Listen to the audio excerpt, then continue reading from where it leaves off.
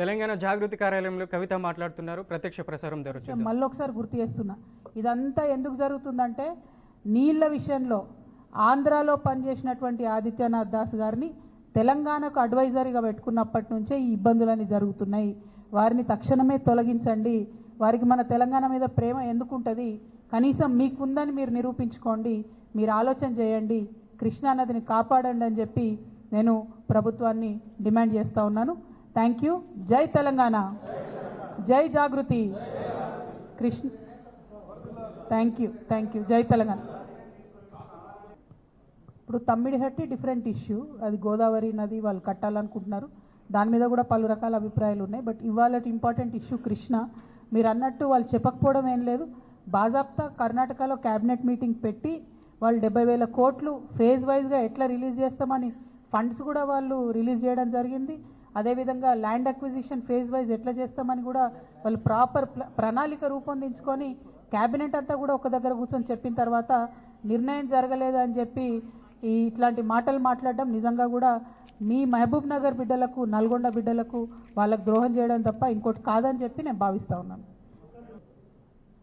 ఇప్పుడు సీఎం గారు ఏమన్నారన్నది నాకు తెలియదు, కానీ తెలంగాణ ప్రజలు అనుకుంటున్న విషయమే కదా, అది తెలంగాణ ప్రజలందరూ గమనిస్తున్న విషయమే.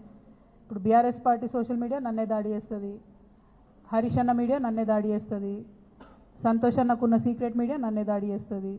అందరు కలిసి నా మీద దాడి చేస్తున్నట్టే కదా, అలా కొత్త ఏం లేదు, అది మీ అందరి దృష్టిలో కూడా ఉన్నది కాబట్టి అది కొత్త ఏం లేదు, వింతేం లేదు.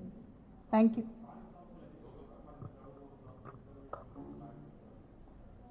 ఎక్కడ మాట్లాడిరండి, ఒక్కసారి కూడా కనీసం బీసీల మీటింగ్ రివ్యూ తీసుకోవడం లేదు సీఎం గారు.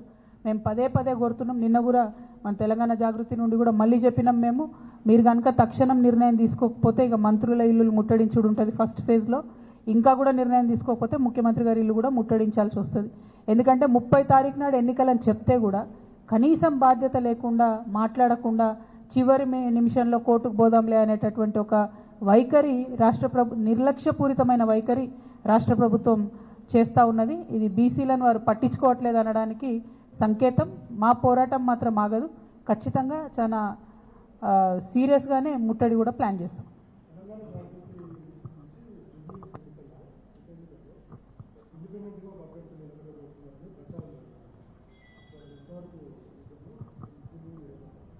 జై తెలంగాణ.